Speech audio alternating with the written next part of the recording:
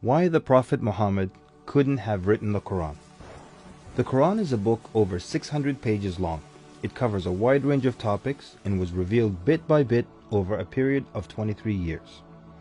So if a man wrote the Qur'an, we already have a number of problems. If you're going to write a book like the Qur'an and claim it's from God, you can't make any mistakes. The book can't contradict itself, and you have to keep it consistent as you add to it over a period of 23 years and keep the message consistent. The grammar and style also have to remain the same. If the Qur'an is not from God, Muhammad would have to write it himself. That means in the middle of the Arabian desert, with no books around and being illiterate, he would have to know law, civil rights law, criminal law, family law, labor law, military law, personal injury law, real estate law, and tax law. He would have to know history. With little to no Christian presence in Mecca, he would have to know the stories and events in the lives of the prophets before him, the history of past nations, Judeo-Christian religious rulings, and he would have to know it well enough to somehow offer additional information and details not found in those books.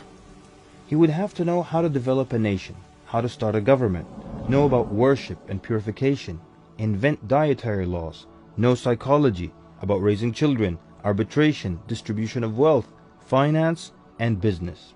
In the area of science, he would have to know embryology, oceanography, about plate tectonics, cloud formation, UV rays, know about plants, mountains, bees, the human brain, the Big Bang, and the expansion of the universe.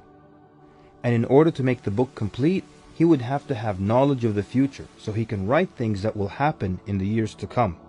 He would have to be a time traveler in order to insert his name and mention in the Bible.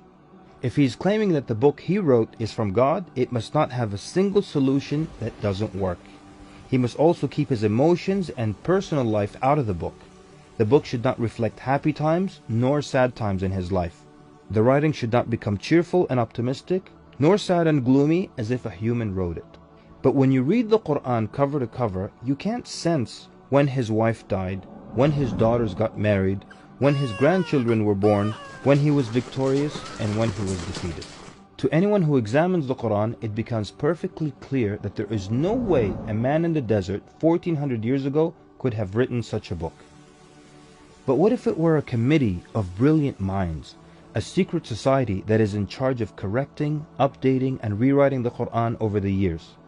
Their job would be to make sure that the book appears to be accurate, has no mistakes or contradictions, and to keep updating it to agree with science and the changing world.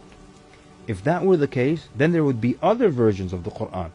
Due to edits and improvements, we would have new edited versions and old versions with mistakes. You would be able to detect different writing styles and influences from the different authors. The problem with all of that is, there is only one Qur'an. So one man didn't write it, and a committee didn't edit it, so where did it come from? What if clever devils dictated and influenced a man to write the Qur'an? The question then would be, what kind of devil calls to good behavior, worshipping God, honoring Jesus, giving to the poor, and warns of the devil? Any way you analyze the Qur'an, you come to a clear conclusion. It could not have been written by a committee, a devil, nor the Prophet Muhammad. Since it's impossible for Muhammad to have written it, then that means he was truthful in that it is from God. If it is from God, that means he was a genuine prophet. And if he's a genuine prophet, then his message should be heeded and obeyed.